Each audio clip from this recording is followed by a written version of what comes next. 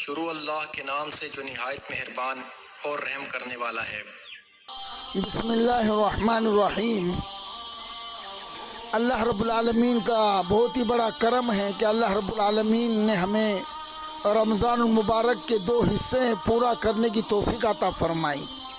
اب کل سے تیسرا عشرہ شروع ہونے والا ہے، جس کو حدیثوں کے اندر کہا گیا عتق من النار، کہ جہنم سے آزادی کا عشرہ ہے۔ تو میرے بھائیو، اللہ کا بہت ہی بڑا احسان ہے۔ اب دیکھو، اب ہم بہت وقت کم رہا، اب ہم اس کم وقتوں کو بہت زیادہ قیمتی بنانا ہے، اپنے اللہ کو راضی کرنا ہے، اور اس کے لیے کیا ہے؟ اعتکاف والعمل۔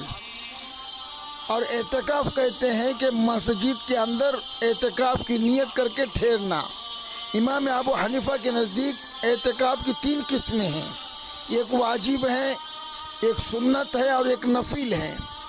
واجب تو وہ ہے کہ اگر ہم یہ کہیں کہ میرا فلاں کام ہو جائے تو میں اتنے دنوں کا اعتکاف کروں گا، تو اس کے اوپر یہ اعتکاف واجب ہو جاتا ہے۔ اور دوسرا جو اعتکاف ہے وہ صرف رمضان المبارک کے اندر ہی ادا ہوتا ہے، جسے سنت کہتے ہیں۔ اللہ رب العالمین نے ہمیں اس کا موقع دیا ہے، اس لیے یہ سنت اعتکاف ادا کرنے کے لیے رمضانی شرط ہے۔ اور اللہ کے رسول صلی اللہ علیہ وسلم آخری عاشرے میں اعتکاف فرمانے کی ان کی عادت تھی۔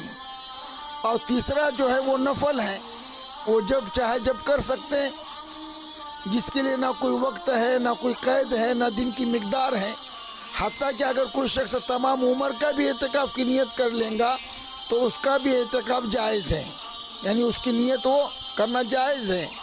لیکن بہت سارے علماء کے اندر اس کے اندر اختلاف ہیں۔ امام ابو حنیفہ کے نزدیک 1 دن سے کم کا جائز نہیں، لیکن امام محمد رحمۃ اللہ علیہ کے نزدیک تھوڑے دیر کا بھی جائز ہے۔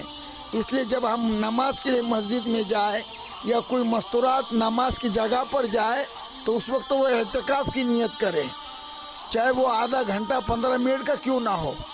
تو جب تک وہ اس جگہ پہ رہیں گا تو اسے وہ اعتکاف نفل کا ثواب ملے گا۔ تو پہلے ہر مردوں کے لیے تو مسجد میں جانا ہے، اور اب یہ تیسرا عشرہ شروع ہو چکا ہے۔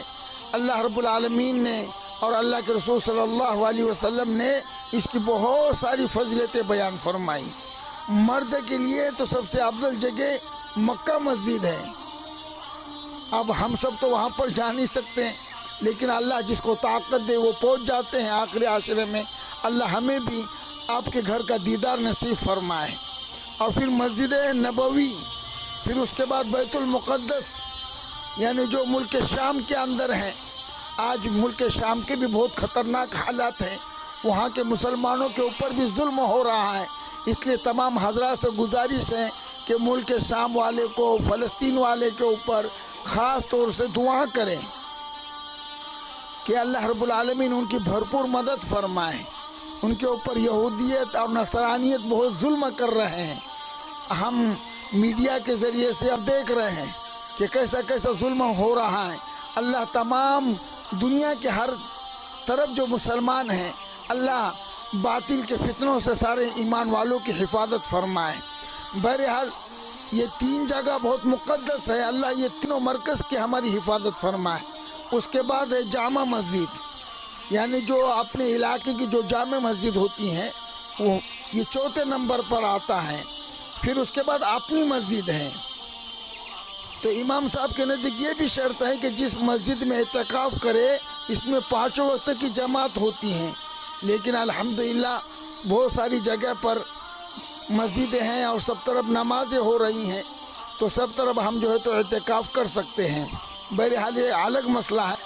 اور عورت کے لیے بھی اپنے گھر کے اندر ایک مسجد کی جگہ بنائیں کہ یہاں پر میری یہ نماز پڑھنے کی جگہ ہے، یہ میری مسجد ہے، تو اس جگہ پر وہ اپنا گھر کے اندر اعتکاف کرے، یعنی کوئی جگہ مسجد کے لیے متعین کرے کسی کونے کے اندر، اور اس کو مخصوص کر لے۔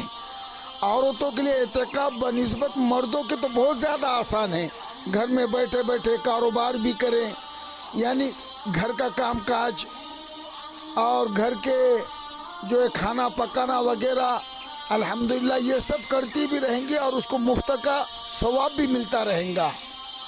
تو یہ عورتوں کے لیے بہت ہی गोल्डन चांस हैं कि ये सुन्नत को वो अदा करे, और बहुत सारी हमारी माँ बहनें जो है इस सवाब से महरूम रहती हैं।